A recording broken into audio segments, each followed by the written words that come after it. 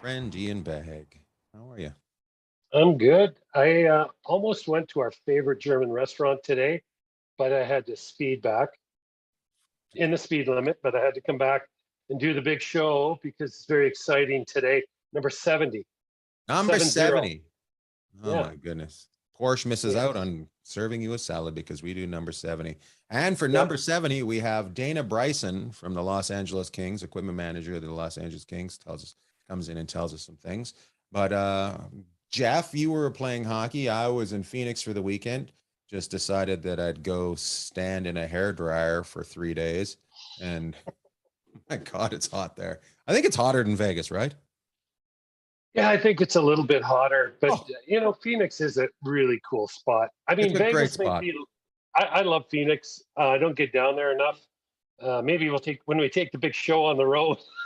Maybe we can do a podcast before one of your stand-up routines. Oh, we got to at some point. How We got bad to would at some that be? point. It'd be great. But yeah, I love Phoenix. Probably a little bit hotter in the summer, a few degrees. But I mean, once you get up to a buck 15, I mean, what's a buck 17 or a buck 18? Right. So, While they're you there, know, while I was in Phoenix, they got the go ahead, the green light to build their building in Tempe. If it turns out what they think it's going to be magnificent, magnificent.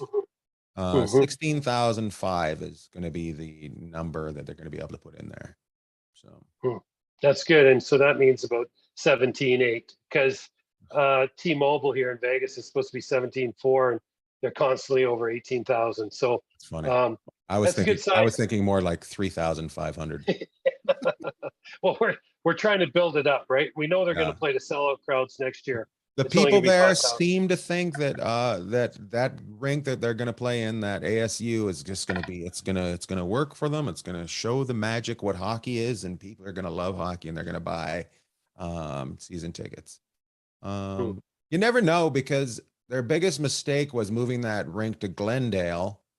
That and they were selling out when they were playing downtown Phoenix when they first moved there. So who knows? Location, location, location, right? Yeah, yeah. The rink is on they play now. Glendale's on what, on the northwest side of town, kind of out there a little ways, and Mm-hmm. downtown. I mean, we talked about it before. The rinks that are downtown usually do very, very well. So, Mm-hmm. hey, and talking about doing very well, there's a team called the New York Rangers that plays downtown, playing Mm-hmm. against a team from Tampa Bay that plays downtown. Mm. So, series is 2-1. I was watching that game There's yesterday, no thinking, what's that? there was no way they were going to go up 3-0. There's no way. No, no. Just when you think Tampa can't take another punch or they're just about to fall through the ropes or over them, they find a way to come out of nowhere and give you a straight left or straight right on the chin, like they did to New York last night. And I couldn't believe it.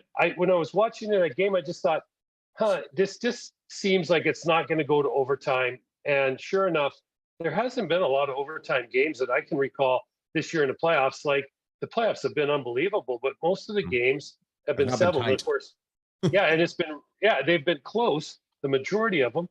And Tampa Bay found a way to get up off the mat, and they changed some stuff up at home. They slowed down the kid line a little bit of New York's. They put the veterans against them. So, it just goes to show you Tampa's got a few more cards to play. Love to see New York get on to the final, but you know what? I've said it right from the start of the playoffs. Tampa Bay can somehow pull off three in a row. Tip your hat, and how they're still going in the fourth round. Sorry, the final four, the third round of playoffs is really impressive. And there's nothing more scary than a wounded animal, right? So Mhm, they are mhm. definitely wounded and they are scary. So I don't know. Speaking of not scary, the Edmonton Oilers. Uh, I don't. You know what? Everybody hates that dark blue and Mhm. neon highlighter or jersey. I Yeah, hate the Edmonton Oilers, but I love that jersey. I think that jersey looks great. really. Yeah. Okay. I Um, don't care if you're angry at me. I'm telling you right no, now. I'm not. You know what? I really. It's not as bad as that jersey they had a few years ago, which I Yes. think that. Ugh. Remember that thing with like it looked like it was either an oil slick or someone just spit on the front of the. Like, I mean, it was Yeah. awful.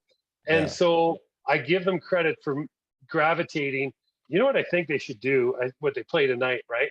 They should bring those bright orange ones out that everyone wears in the stands and wear those tonight at home. They got to change it up. What happened to Edmonton is they're, the one thing I've really enjoyed watching them this playoff series or season is they play chaotic. It's like frantic out there. And there are 32 teams in the league. There's one team that can play like that and not rattle themselves, and it's Edmonton. So even though they lost 8-6 in the first game in Colorado, they got that thing back to 7-6, and they were coming on. And because the hockey was out of control. Now the last couple of games, try to lock it down a little bit more and give Colorado credit. They've been able to slow down McDavid and Draisaitl, but I think Edmonton's got to just damn the torpedoes and just go firewall it and just try and play as chaotic as possible. Anytime their D gets it off the glass, alley-oop over the top, and just put the pressure on the Colorado defense. Makar is single-handedly almost winning the series for Colorado, but I think Edmonton trying to get away from what got them to where they were might be a little bit of a mistake. And you might say, well, Jeff, you know what, they got to tighten it up a little bit. Would agree with that, but I don't know how much you have to tighten it up. Yeah, they're not known for playing defense, and they cheat. And when the puck's getting on the right side of the defender, Edmonton is, and that's that chaotic style we're talking about. Who knows? I mean, I'd like to see them get a game. I don't know if they can get a game. Maybe they can get two. It's going to take a special effort tonight by McDavid and company to push it back to Colorado. But they're going to need Smith to steal a game, and I think Smith will steal a game if they don't try to help him, because they seem to get in his way when they're trying to help. When they're actually trying to play defense, they seem to screw him up more. Yeah, the guy's been really good in the series. You say, oh, he should have had that one or this one. You know what? They're in the third round. There's 4 teams left in the playoffs, and Mike Smith's been at the helm just about the whole way. It's tough to argue with the success Edmonton's had. One thing about Edmonton that I found, and I think it's going to help the organization going forward, is they're never out of a game. That's what they've proven this year, and that's a dangerous combination of having superstars and other players in your team that think they're never out of the game, no matter what the score is. So Mike Smith, you can beat him up all you want. There's 4 goalies left, and he's been at the helm the whole way. It's maybe not a pretty picture every night, but you got to give the guy credit. He's doing all he can do, and maybe not every goal is the prettiest goal, but he's made some saves that are just insane. So I'd like to see Edmonton. They've kind of seemed to lost their way, and we haven't talked about this, and we've got to cut it because we've got to get Dana on. But you know what? The Kane cross-check on Kadri. McDavid, the first time he touches the puck the other night, they score. Building's going crazy. They got, 10,000, 15,000 people out in front of the building or whatever they have. Next shift or two, Kane cross-checks Kadri from behind, and it just seemed like it took all the wind out of the sails of the building. And you can say, you thought he was going to reverse check you. You thought this, you thought that. It doesn't matter. And I know Kadri's had his run-ins with the law. With the law, the disciplinary side of the NHL too. But man, I'll tell you, when you see a play like that, it just turns your stomach. And no matter whether you like the player or not, and Kane knew better. And I don't know what he was thinking. And to me, that changed the complexion of that game. And that was within the first 2 minutes of them getting a 1-0 lead. So tonight he won't play. We'll see what Edmonton brings. But I think Edmonton's got to throw everything forward. I'm going to ask you a question. Yes. If they win tonight without Kane, do you put Kane back in the lineup after his suspension's over? 100%. He'll play. Right. If they get back to Colorado, 100% he's playing. It's not even a question. All right. I mean, you got to think. I just asked it, but Yeah. I don't know why I asked that question. No, don't. What's he got? 14 goals? I mean, this guy, he's been pretty much a model. He was -3 the other night. Well, I mean, nobody's known for defense in Edmonton. I mean, it's not like they're sitting there breaking down their defensive structure. Those guys, that's not their forte. Their forte is, let's get it in the fast lane or the HOV lane, like somebody I know, and drive it as fast as we can. That's how they play. Yeah.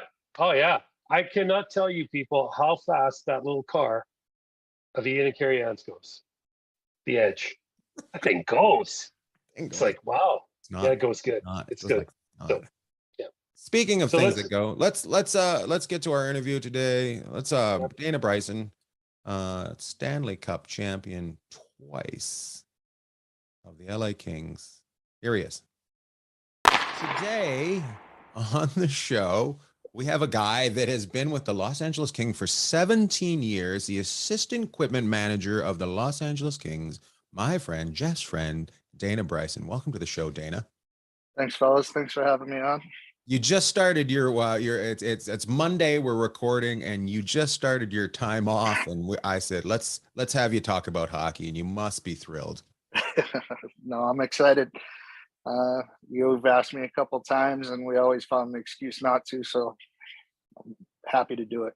Thanks for doing it, buddy. So let's talk about Jeff. Let's ask Dana to tell us how he ends up working in equipment.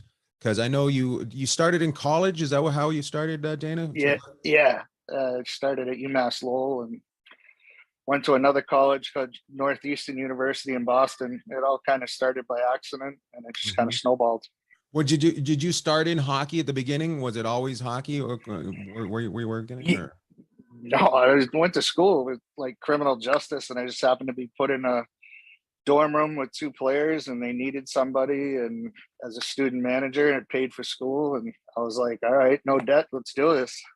I really liked it. I got along really well with the head coach, Bruce Crowder, and he went to Northeastern and took me for a full-time gig, and then kind of left from there. The Bruins used to practice, the visiting teams used to practice at our rink, so I got to know the Bruins pretty well, and away we went. So what was your first professional team? Providence Bruins in the American Hockey League. Nice. That's quite the system. They've been there forever, right? First of all. Yeah. They had moved. They had already been there for 10, 15 years by the time I got there. It was a great city. It was a great, small, big city. And I was only an hour away from home. It was great. Jeff, do you ever play against Providence? Yeah, I played out there in the American League. Maybe I think a little bit before Dana's time, but hey, Dana, one thing I guess is kind of interesting. So you started on the East Coast, now you're in the City of Angels with the Kings. Kind of just maybe let the folks out there know how you progressed. So you started working with the university team, and then on to the American League team. Each step, how many years, and kind of what until you finally got to LA? I did 4 years at school. UMass Lowell, 4 years at Northeastern University. I just did a year and a half in Providence. I came in halfway through the year. One of the equipment managers in Boston got sick, had some surgery. So our friend Vinny Ferriola, who's now with the Sharks, went to Providence. He went up to Boston. I came to Providence. I got along with everybody. I stayed the next year, and then I went on to Manchester. Monarchs in New Hampshire. They were a new American League team. LA's new American League team. So I went there for 4 years, and then went to LA the year after the big lockout 04-05 season. Nice. What's the biggest change you've seen in equipment since you started? Sticks was huge. I mean, there was everybody when I first started, it was wood sticks still, and everybody would curve their sticks. They'd spend so much time, hours and hours, playing around with their sticks and curving them. And now they just come right out of the box. They tape them up and they're good to go, if they even tape them themselves, if they don't pay somebody else to do it for them. Video. There's a lot of, like, the time that the players, they don't have time to mess around with that stuff anymore. The game's changed so much just in, I don't know, the 20 years that I've been doing pro hockey. It's amazing. Hey, Dana, talk a little bit about the relationship between the trainers around the league. I think one thing I'd like people to understand is, like, I always call you guys like the hub. You guys are the glue. The trainers are the glue of the organization. But you know what? There's that fraternity with the other trainers as well, because you guys need stuff, or you know what I mean? You guys travel, you put in so many hours. So just kind of explain that relationship with the other teams and the other trainers. A lot of, like, especially the West, I think because the West travels so much that we get along with everybody. I mean, everybody needs something at some point. So everybody helps everybody out, because You have to. Um, I've talked to some other guys in some other sports like football. They don't provide anything for the other team. Like they're on their own. Hockey, we all take care of each other. We do whatever we can to, because you all need it. Like, and even like we're talking about the summer stuff, like guys from other teams will come and skate at our rink and we take care of them just like they're one of our players. Just like we hope if one of our guys is in a different city that they take care of them just the same. So everybody gets along really well and everybody kind of looks after each other. Cause I mean, I don't know. I watched like Deadliest Catch, and even though the boats hate each other out there, they all help each other out whenever they can. It's just, it's what you do. Mm-hmm. You know, you don't leave anybody on an island because you could do it once and then it'll come back to bite you sometime. Yeah. I didn't know that guys would come and skate in your rink and you guys would take care of them during the off season. Yeah, we have a lot of guys, especially LA. You know, even some guys will come in for maybe 2-3 weeks. That's it, and then they'll go off somewhere else, or they're visiting, or even like former Kings, like Jeff Carter, Trevor Lewis.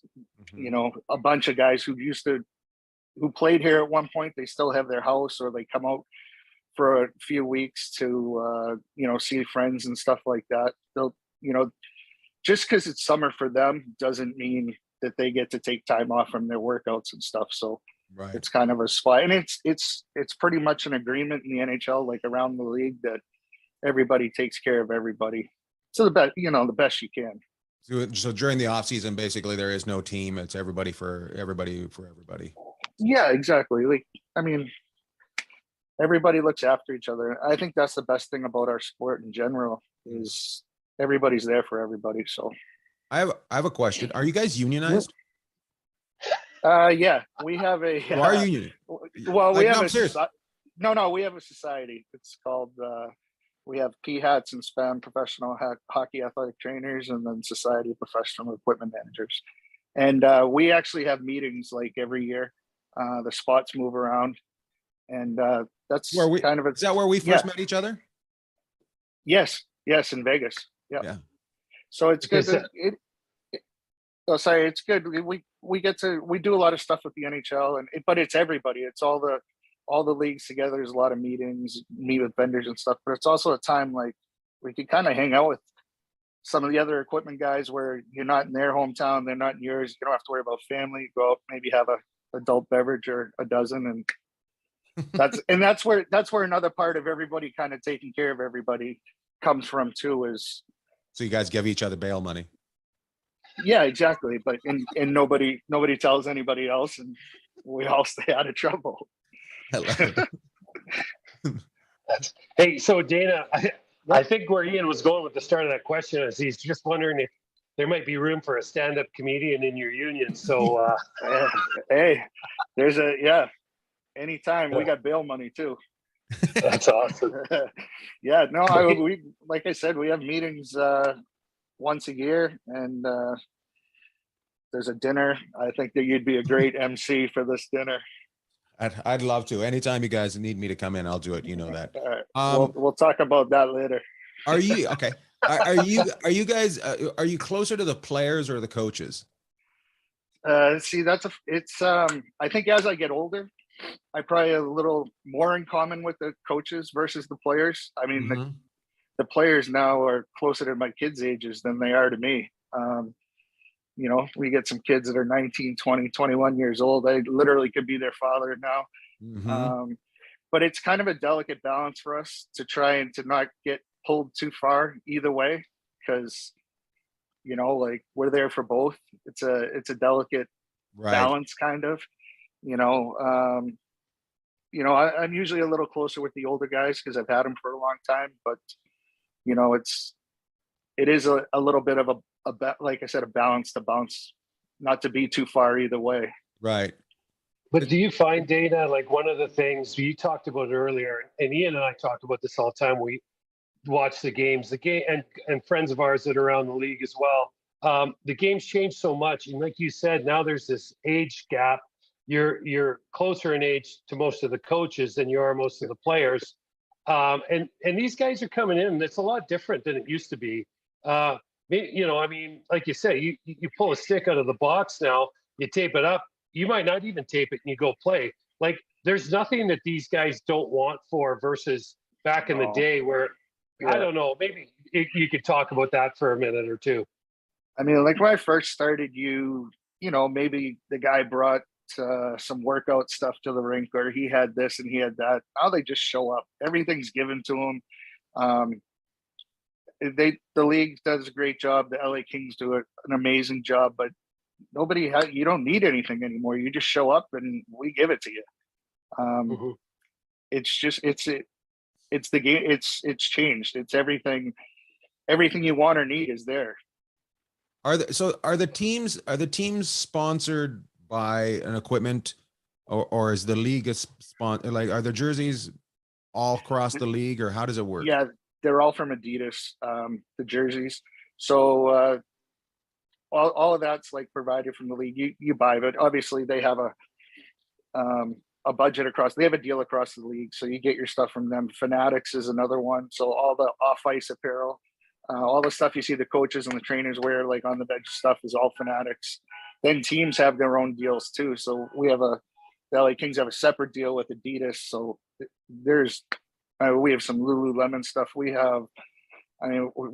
work with Legends. There's a lot of stuff. Do you know, like, before a guy goes out for an interview, do you have to have him dressed in certain stuff? Like, is that your job? Like, do you have to make sure that that's controlled? We try and do control it, like, so their game stuff, the stuff that's in their game laundry bags, both at crypto and like on the road, we try and make what it's supposed to be. And we do play by the rules. There's some teams out there you look and you're like, oh, they don't really care, but we do play by the rules. Ultimately, usually the PR guy or somebody would be like, hey, you can't wear that, but we do what we can to make sure that they have what they are supposed to have when they are on camera. So you kind of protect them. You're kind of protecting them, make sure they don't get in trouble. Right. Yeah. I mean, they've toned it down a lot. It's not nearly as policed as it used to be, or it is strict. So, but it's Dave, good. Yep. Hey, so just changing gears for a second, Dana, it's just like Ian and I's conversation. We're all over the road. I want to ask you about a game day versus a practice day. Like, because you are behind the scenes, and then we got a really good look at you when they go down the bench. I'll say, Dana looks great tonight. Tara looks really good to Ian. I'll usually text them. But tell us about the difference. Like, just run us through a practice day and a game day, and then what that looks like. And let's just say those are home games. Okay. Practice day, we usually skate around 11. I usually get there about 7:30, 8 o'clock, and I'm usually the last one in because I'm just not a morning person. I know you can't tell that from this gorgeous physique that I'm not up 5 a.m. working out, but most of the people I am in the workout, the players usually come in around, they'll come in around like 9-ish, about 2 hours before practice.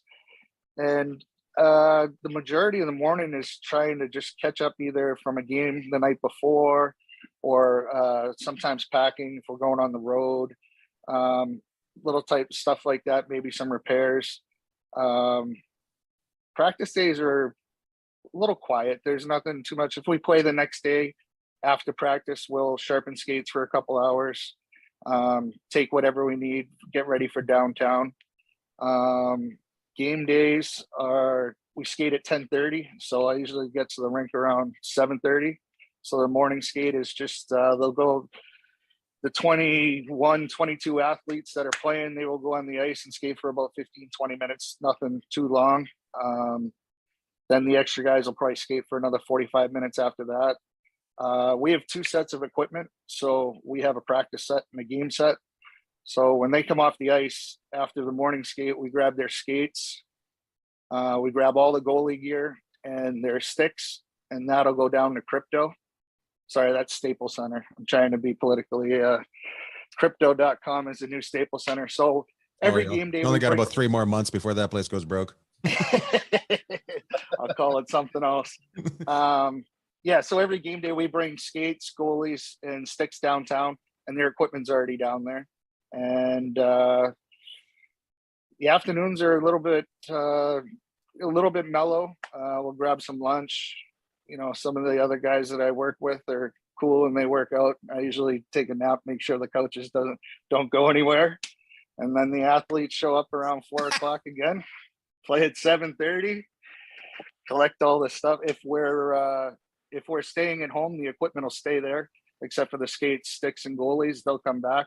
If we go on the road, we'll take all the equipment back to Toyota Sports Center in El Segundo. If we're going on the road, we'll unpack the gear. We have a drying room. It's just a bunch of racks, 21 stalls, and throw their stuff up and dry it and pack it and go on the road the next day. Or if we stay at Crypto, everything will just stay there. But it's a long day.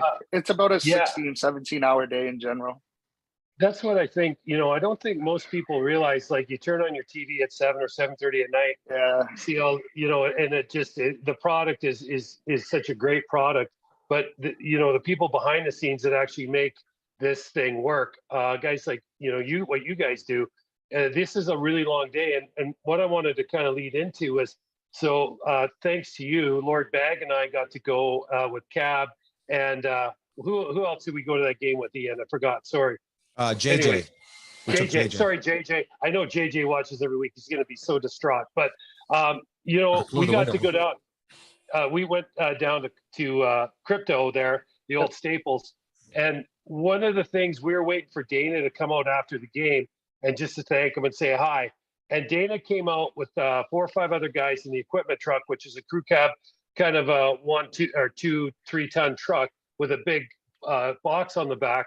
And just, like, people don't realize, like, after the game, you kind of just let us know. So we were at Game 4 of the Edmonton series, which Kings won, I think 4-0.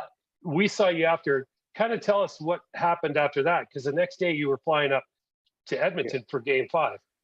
Yeah. So in the back of that truck, we already had, like, our road stuff was already packed. Actually, we left a bunch of stuff in Edmonton from games 1 and 2 because we had split the series, so we knew we had to go back to Edmonton anyways. So what we could leave up there, we did leave up there, like skate sharpeners, trunks, workout stuff. All our road stuff basically stayed up there. But when we leave in Crypto, we had 25 guys or 26 guys equipment in the back of the truck, and we, like I said, sticks, skates, and goalies. So we were going to go back to the practice rink in El Segundo and unpack it, let it dry so we could repack it. It's very monotonous. You could train a chimp to do my job. I think you can. It's just extremely monotonous, but I don't know what makes us different. I guess maybe is we can do it on very little sleep and do it over and over and over again, and can't really make any mistakes. Well, that's the thing, under pressure, right, guys? When you're best at your job, you got to do it under pressure, and it doesn't matter what you do. If you can do it under pressure, it's great.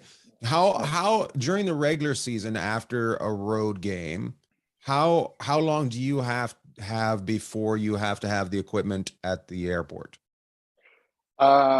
So when we land, like, say we're coming in from the road, we have John Villa and Bobby Halfacre, or to our, like, John Villa takes care of the visitors and Bobby Halfacre helps us out on game nights.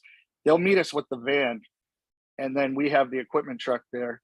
So all the stuff that's going to Toyota Sports Center will go on the truck. The bags will actually go on the van, and those two drive the van down to Crypto and they unpack it right away. And then the travel party will go back to the Toyota, and we'll unpack the goalies, sticks, all the laundry that we had, whatever else. Like, so it's. And for those that don't know, the Toyota is their training facility. That is their practice facility. So that's where, and it's in El Segundo, which is fairly close to the airport. Yeah, it's like 5 minutes from the airport. Perfect. We've timed it kind of it's about an hour from when we land to when we go home. So that's pretty good. There's a lot of teams. There's a lot of teams out there, like, I don't know, Denver, Washington, Edmonton. They have to drive an hour just to get to their practice rink or their game rink from the airport. So we have literally like 5 minutes. But say you're leaving Edmonton. You've played in Edmonton. How long after the game is done? How long do you have until you have to be at the Edmonton airport? Oh, we leave 15 minutes after the game. Really? Yeah, the players stay. So what we do is all the players are really, really good about this. This was something that Daryl Sutter kind of started when he first came, when we were he wanted to be able, yeah, God bless him. He wanted to be able to like sit on the plane and leave. He didn't want to sit around and wait. So it kind of came on us to hurry, and the players did a great job. So they all packed their own bags and they throw it on carts, and we're out of there. Each team has a guy that, or at least 1, 2, or 3, who's in charge of the visitors. So like we don't drive. If we're in Edmonton, we don't drive the truck itself. You They get on have the bus? somebody. No, they have someone dedicated it's their job to take us to the airport. So they have Oh, really? their own truck. Yeah, they have their own truck and a driver for us. And then there's usually 2 game time helpers. So there's 3 extra people plus the 3 equipment managers. And everybody pitches in. So we So will usually get you- everything out in 15 minutes or so. Will you guys be waiting at the airport for the rest of the team? Yes, hopefully. That's the goal, is to have it all loaded by the time they get there, which we get done. We do that about 90% of the time, but there's times where we hit traffic. Or that's one of the biggest things that happens to us, is we almost leave too early. We get stuck in the game time traffic.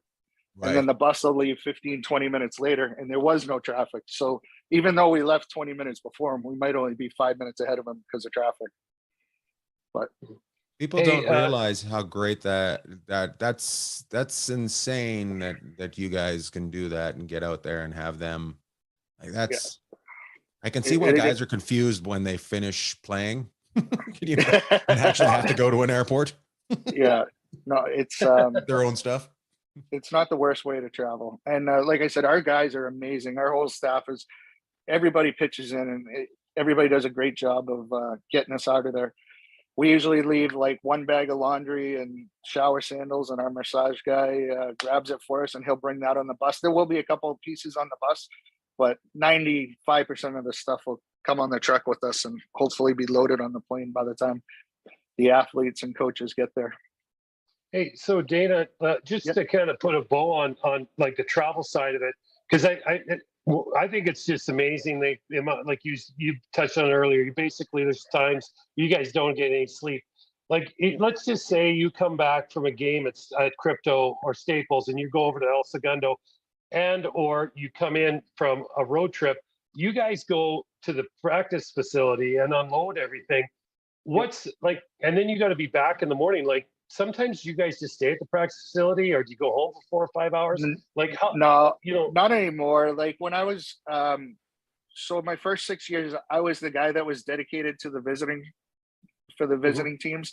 So that would be, I would be picking teams up late, and then I'd go down to, I would stay at Staples, and we actually have a space saver.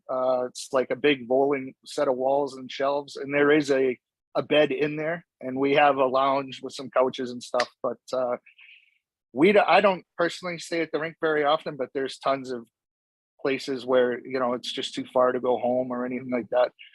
When we're at home, we're pretty good. We usually, like I said, we get done at, you know, maybe midnight or something, so it's not too bad. And we have enough time. We all live close enough to the rink that, you know, we're only 10, 15 minutes away. For us, Okay. most of the nights where we don't get a lot of sleep are on the road. Like if we're going from, I don't know, we played, say, Seattle, Vancouver. You know, you play in Seattle, you get loaded up, you deal with customs, you get to Vancouver, you get unpacked. Now it's 1:30, 2 o'clock in the morning, and you know, the extra guys are going to skate at 8 o'clock or 9 o'clock in the morning. So you're coming over at 8. That's where it's, I'd say more so on the road is when we get lack of sleep, more so than at home.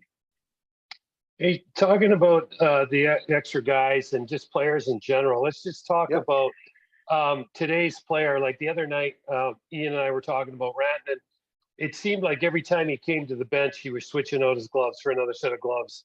Or, you know, and I see you guys running back and forth all the time.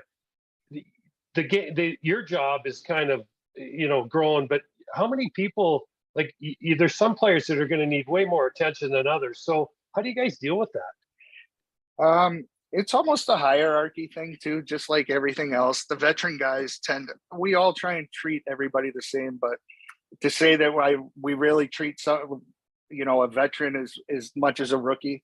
Like I said, it's kind of a hierarchy.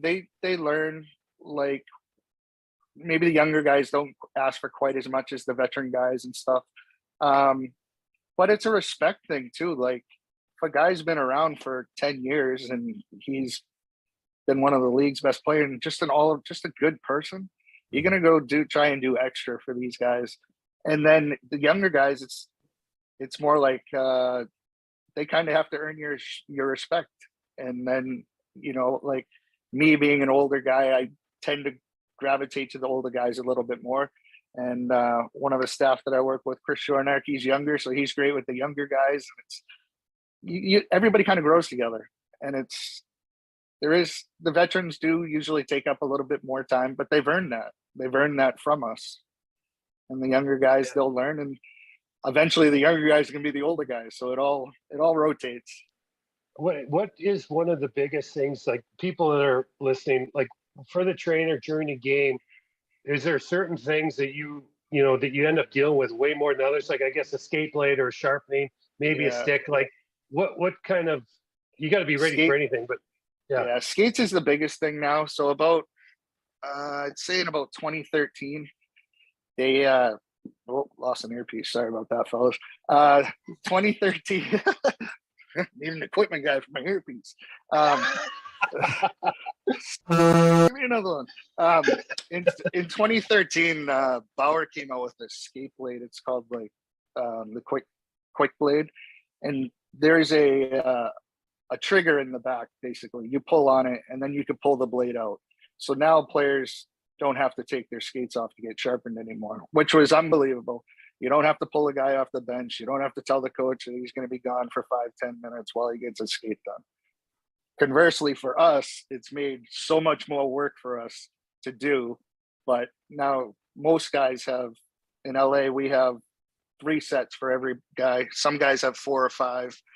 And so I'd say in a game before, they might have to battle a little bit, like, oh, I'm slipping a little bit, stone that skate. Now it's just, they turn around, I need a new blade, and you go.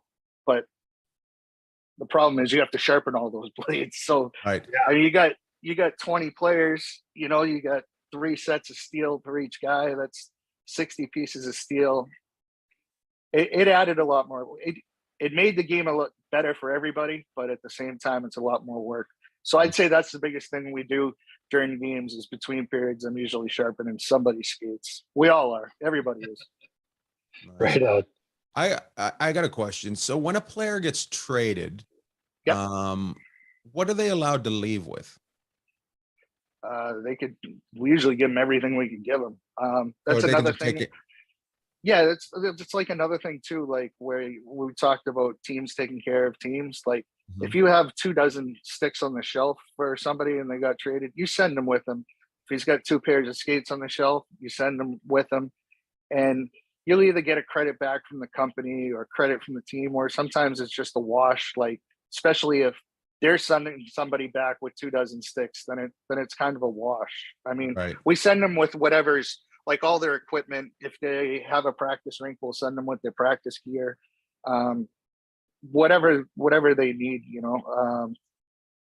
if LA is making a trade to Detroit, we're probably not going to send the pants, the black helmet, black gloves, because you're not going to use them.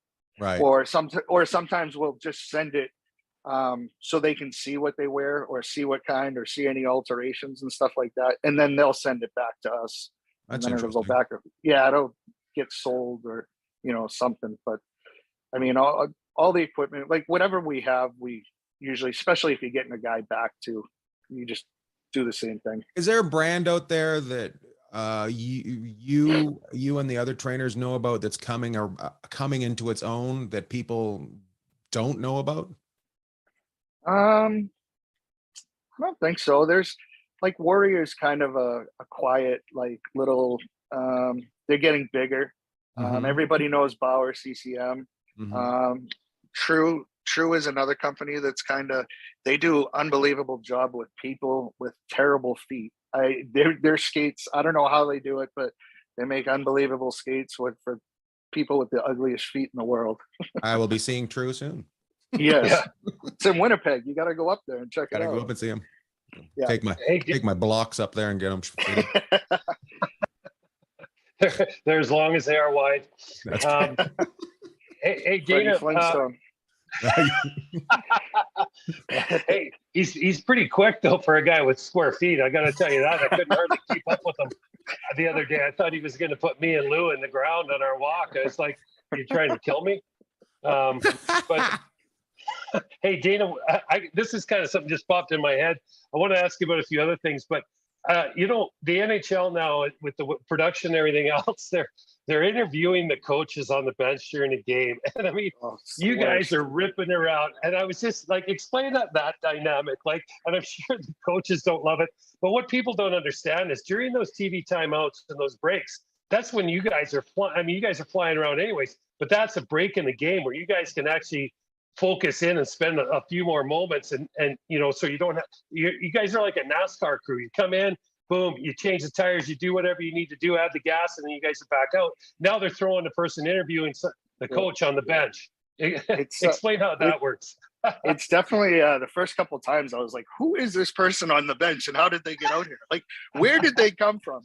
But you get used to it. You know that it's going to come. A lot of times, like the PR will say, hey, first TV break in the second period, somebody's coming on the bench. So a lot of times they'll come from between the benches. So it'll like really throw you off. So you got to dart by the coach, do whatever you got to do, switch gloves or whatever before they get there. But they're really professional. They're in and out. They understand.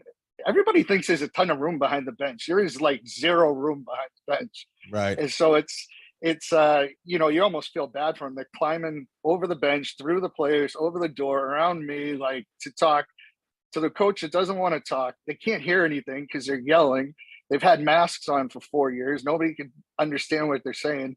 Right. And then they're going to get, depending which bench they're doing, they're going to get a good answer anyway. So it's like, I almost feel bad for them instead of them feeling bad for me. I could work around them most of the time. I love And it. if not, worst case scenario, I'll just throw it down the end of the bench if I have to. Jeff, do you have any more questions for Dana? Because we got to get him going here pretty quick. Okay. But Okay. Hey, yeah, go ahead. I do have one more for him, but I can go get ahead. it on. Go ahead, because I got time. you got time because Okay. I want to Yeah. end it. I want to end it with him talking about winning the Stanley Cup twice. So, Okay. You go ahead, Jeff. Okay, so I wanted to go back to the Stanley Cup, but I think there's a dynamic that Dana has with his wife and their family that's really special. So I want you to talk about that, and I also want to talk. I don't mean to steal Ian's thunder here, but the names of your kids, because I think the trainers. I can only speak from being on one side of it, but the trainers made such a huge impact on my life, and anybody that's going through the game, you got to take care of the trainers. Evan, there's a couple people that names are going to come up that probably had a huge impact the other way. So I want to talk about you and your wife's dynamic in the game, and how your kids got their names. My wife Jessie is a saint. First of all, she is the community relations for the Ducks. So she is going to heaven. I am not going to heaven. She's does a ton of charity work, and I mean, charity starts at home. So she's giving me all the charity she can. She's amazing because she understands my job and how hockey works, and that I have to do things certain times. Like last year, the season ended. Whatever, it was a late start. The season ran late. No, she's amazing. I'm so thankful and lucky that she understands hockey. She understands how it works. Like I said, I started to say our season ended last year, and I went to Latvia for Team USA for World Championships, and most wives would be like, "You've been gone all year, and now you're going to leave for 3 more weeks." But she was like, "Absolutely, you got to go expand your knowledge and do some international stuff that I've been wanting to do." Like, and each time you get a chance to do stuff for your country is a bonus. So she's amazing. I can't thank her enough. That's awesome. I don't. And Is there any other couple a married couple in the league that work for two teams within? I'm two not teams that 100. hate each other. Yeah, yeah, no. I think you're the only one. I don't know. I don't know of any. But I'm sure there's somebody out there. I mean, there's got to be, a few New York families, or Yeah, maybe New there's- York, but it's pretty Yeah. close. It's pretty cool. It's Yeah. pretty great. yeah. All you want to know the boys' names are Tyler, Tanner, Toby, and Tucker. Tyler's name was Jesse's maiden name, Jesse Tyler, and her dad didn't have any boys. He was the only boy, so I decided to keep that name going, Tyler. Tanner came from the Bad News Bears. Tyler was the golden child. He was the first grandchild on either side, so we knew that Tanner would have to fight for everything he got. So Tanner Boyle from the Bad News Bears just seemed like a perfect fit. Toby's name, I think, just became, I don't know, we couldn't have Tyler, Tanner, and Bob, so Toby came up. Toby came from actually the other kids. There were a couple of characters out on TV that one of them was named Toby, and they like Toby. And Tucker, I don't know. I guess it rhymed like little, so we had to get. We were starting to run out of T names. I think that's why we stopped having kids. The most breeding couple in the NHL. Yeah. Let's so you've won the Stanley Cup twice. Which was more exciting?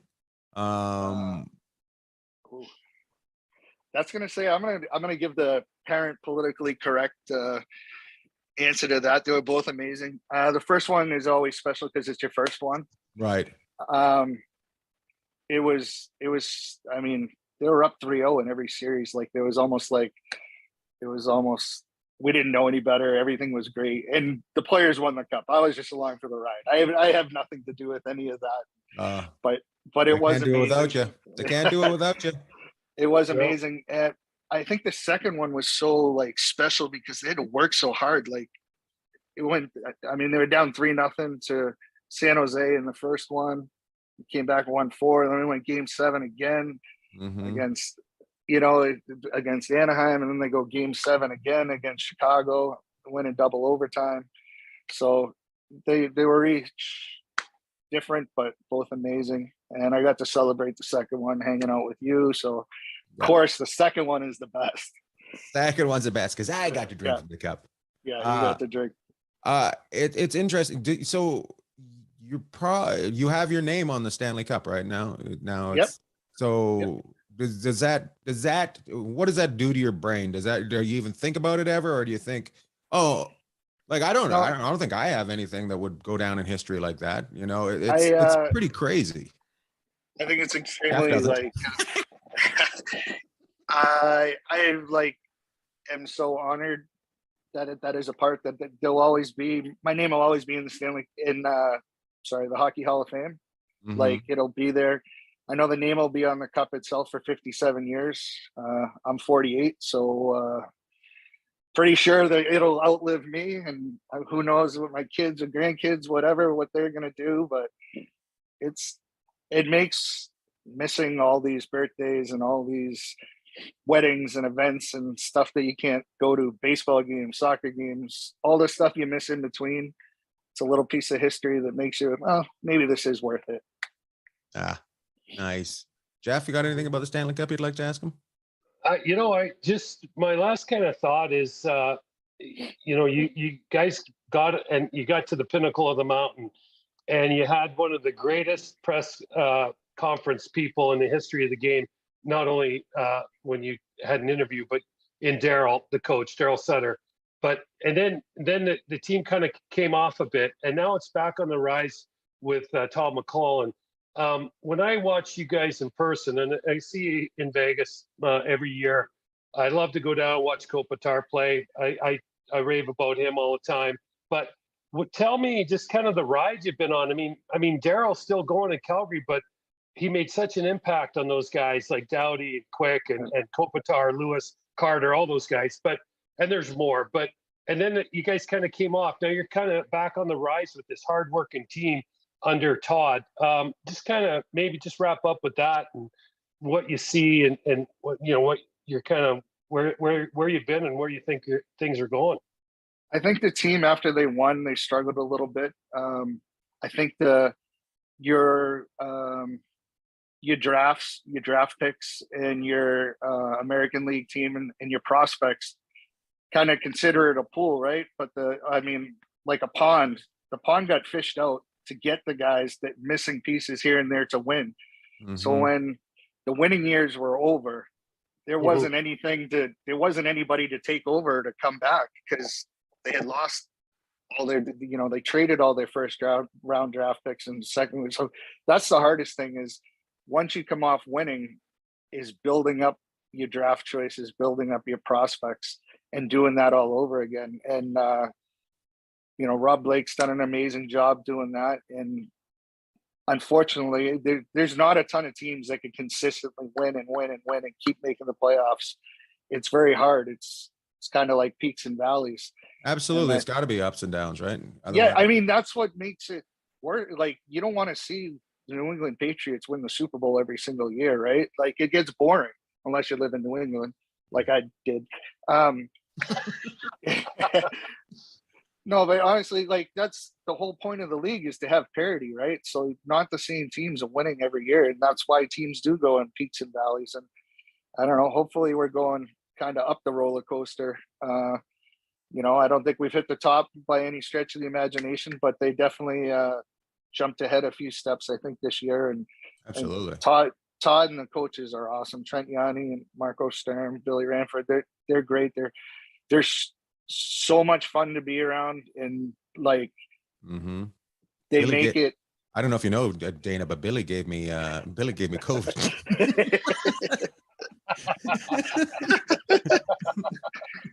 Such a great guy. He gave me COVID.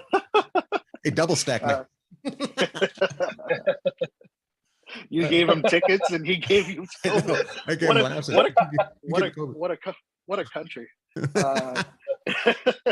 So you Canadians are all about giving. I love it. So hopefully everything's going in the right direction. I got 4 kids. I only have 2 cup rings. Jesse does have a cup ring though too. So we got 3 cup rings in the house, but I got 4 kids. So hopefully we could do it all over again at some point. Hey, I guess, we could go on forever, but I do have one last question for you. It's not about players or anything.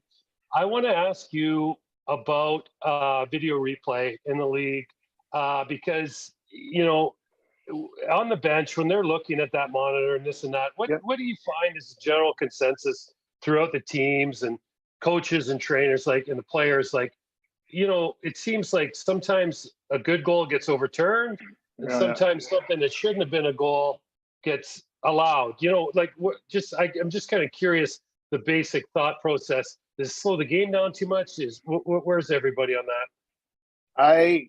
The only thing I can tell you for absolute certain is I don't know anything about hockey anymore when it comes to these replays. Like you said, you're like 100, even the broadcasters, you'll listen to it later on. They'll be like, oh, 100%, that's not a goal. We have a good goal. It's like, what? So when the coaches are looking at the monitors, they have earpiece in. There's 2 video guys that are in the dressing room too. We have Samson Lee, Vancouver native, and Derek Johnson, whose dad is actually a coach in St. Louis. So they bring it up first and they'll say, hey, check that. It might be offsides. And they'll look through and stuff. And then Billy Ranford will chime in sometimes if it has something to do with the goalies. But I mean, honest to goodness, it feels like a crapshoot now. It's like, I think there's a lot of times where Toronto kind of chimes in and maybe they didn't have to. And to be honest, if you're an official, do you want to admit that you screwed up? Yeah. It's nothing against the officials or anything like that, but sometimes it's up to them to admit that they made a mistake. And, maybe they don't see it as a mistake. Maybe they didn't see it as a mistake the first time, and maybe they don't see it as the second time they look at it, maybe they don't feel it's a mistake too. But a lot of it is such a gray area that it's like, Yeah. honestly, you could roll the dice and guess. And Mhm. the amount of time that the coaches spend there, like, is it, isn't it? Like the video guys chiming in, like, yes, it is. But now they add like a penalty to it. So now you got to think about it even more. So now it's, I mean, it's like the offsides are kind of cut and dry you can get, but with the goalies, it is absolutely anyone's guess. Mhm. And Right. it's such a gray area, and it's such up to the opinion of the officials, maybe Toronto, whoever. Mhm. But there's no like foot. And in when the it comes down to crease like Toronto back in going the to day. when they go to Toronto, it's almost like let's make a deal, not make what's the with the cases, you know what I'm talking about? Yeah. Who wants to be a millionaire? Yeah, who wants to be a millionaire? They're basically, Yeah. I'm just like, come on now, I who's al- that guy behind in the shadow? and I always say too. We start at 7:30, so that's 10:30. So whatever time it is, it's past their bedtime. They don't want to do this. Like just Yeah. whatever's easiest. You guys pick. You guys figured out I'm in bed. Yeah, exactly. Yeah. Yeah, it's amazing how often the guy makes a call on the ice and they overturn it. It's like if you're golfing and you keep hitting it right, you're like, well, if you keep hitting it right and you can't, you have no way to kind of reel it back in, you're going to hit it right again. Like I just think the confidence of the ref as they go forward after it gets overturned has got to be like, don't hit it right. Oh, shit, there it goes. I just hit it right again. And so there's got to be some undermining. I will say that those guys are amazing. I can't tell you the number of times that I'm on the bench and I'm like, what are they looking at? Like, there's no way. And then they'll re-show it and they're 100% right. Like these guys do an amazing job with the naked eye that, sometimes, Mhm. yeah, if you rewind it 6 times, there's a little bit of space, but I mean, if you're doing it, so I want to. I, So last, I that brings up a question. Do you Yep. guys deal with the refs equipment at all? yeah. So, Home team when does? they come, yeah, when they come to crypto, we'll sharpen the skates if they want. We have like another Chris Bueno and Bobby Halfacre. They take care of the visitors. The officials, whatever they need. Like they don't travel with anything other than the gear. Like we take care of their drinks, food, shower supplies. If they need anything done, and it's hard. It's so hard for those guys because they don't play home games. So when Right. they need something, it's like they They really don't need have a home something. game. Yeah. Yeah, exactly. So it's so hard for them. So we really try and look after them because they need it. They don't have equipment, guys. They don't have, like I Yeah. said, they don't have home games. So when they need something, they need it. So, Yeah. and you know what? No matter what you think about them on the ice or their personalities, they're all really good guys. Especially after Absolutely. a couple of beverages, maybe here and there, they're really good. So Now they're completely offside. Dana, yes, sir. thank you so much for dropping Oh, by. thank you, I hope guys. thanks for giving a different look to the game for people. People don't realize that out there, and you thanks for showing us and telling us all about it. It's Thank just one of the good you. guys. And thanks Thank- for you've helped out a couple times with fundraisers that we've been doing and stuff like that. And you guys are always very generous to us. So thank you so much. Oh, thank you guys for having me on. Honestly, like I told you before, Ian, I've never even listened to a podcast before, so you guys That's why I were very wanted you on it. gentle with me. Yeah. You treated me very gentle, and I appreciate that. Hey, Dana, as I Yeah. do have to leave with this, I have to ask you: do you guys have, or have you ever heard, or do you think the team might need a super deaker? Yes, they were looking for like the shootouts. We haven't been really that great, so if you just want to just sit on the bench the entire game, and then if we get in a shootout, we'll throw the super deaker out there. Boom, guaranteed 1 goal. Todd and I were just Todd just called me a couple minutes ago and said, if you know a super deaker, can you let me know? So Right on. yeah. Well, thanks, Dana. Thanks, Have a bud. great day. Yeah, awesome. We Yeah, no. appreciate you. I'm just gonna Thanks, guys. I appreciate it. Thanks, Yeah. Mike. Thanks to Dana for coming on and having a conversation with us, Jeff. Anything else you need? Got any shout outs this week? Well, we just gotta tell a quick story here about Dana. So the story I heard about Dana, the reason I asked about his kids was Tyler and Tanner, I was told, were named after Tyler Toffoli and Tanner Pearson. So he just shot me in both feet He because puts, he blew puts the that holes in theory. that. I know. I look like Swiss cheese right now because it's not even close to the way he got it. But such a great guy, and I could talk to him for hours. I hope everybody got a little bit more insight into what goes on behind the scenes. But the trainers are everything. They're the best people in the world, and Dana proved it again today. You sure did. Thanks for Dana coming on. Yesterday in the airport in Phoenix, I was wearing my Cleveland minoring in hockey since 1928. A guy comes up and goes, "Hey, my brother played for the Cleveland Barons." Wow. How crazy is that? He goes, "I didn't." He goes, "I didn't believe him." And then when he died, all these old guys showed up in Cleveland Barons jackets. That's crazy, right? That is awesome. Yeah, I love it. Oh, well. I got 2 shout outs this week. My first shout out is to Dallas for having me in this week, where it's going to be 1,000 degrees. I will be at the Dallas Comedy Club, so I'm basically giving my shout out to myself this week. And the second shout out is to Pearl, who yesterday, Carrie Ann was out doing some things, and then I came home, and we both came up the stairs, and this dog greeted us looking like the Joker. She had broken into Carrie Ann's makeup and ate all her blush and was just covered in red makeup. It was hysterical.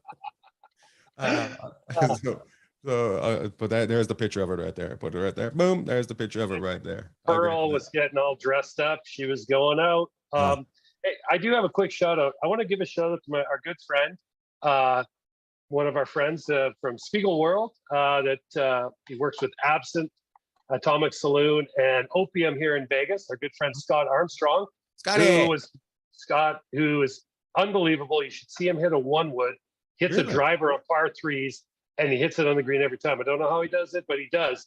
So I want a quick shout out to Scott and his travel plans that were scuttled last weekend because they canceled this flight. They might not have canceled this flight. They might have canceled this flight. The flight might have been going at a different time. I'm not sure, but shout out to Scott because I thought he was coming over after, and he went home and shut her down for 4 hours. I think the airport. Yeah, well, I think the moral of the story is if you're going to the airport this summer, everybody, go early. Expect cancellations. That's what they expect to pay a lot and expect cancellations. Standing in the lineup for Spirit Airlines for 2 hours only to know that the flight's not going is no way to spend Memorial Day weekend. That is not a good way. I was just thinking, I was like, oh my goodness, that's awful. But anyways, just to let you know, Jeff, if you do have nothing to do on Memorial Day weekend, you should get yourself the Super Deker. The Super Deker will train you to get rid of your anger, get rid of your energy, move the puck around with ease, and become a huge deker of the puck. So get yourself a Super Deker. Go get superdeker.com. Use the slices as a password, and you will get a discount of some sort. Super Deker, it makes players better. Maybe not on podcasts, but it'll make a player better. Well, and you could get it right now, and you could be unbelievable by July 4th, Canada Day weekend, July 4th weekend. You could get one, get it sent to you, and show off for your friends over our next big holiday coming up. Just a great game. You could use it as a drinking game the whole weekend. It's so much fun. Yeah. But make sure you hydrate. Make sure you hydrate. Lessons from Jeff. Love to all. Love to all.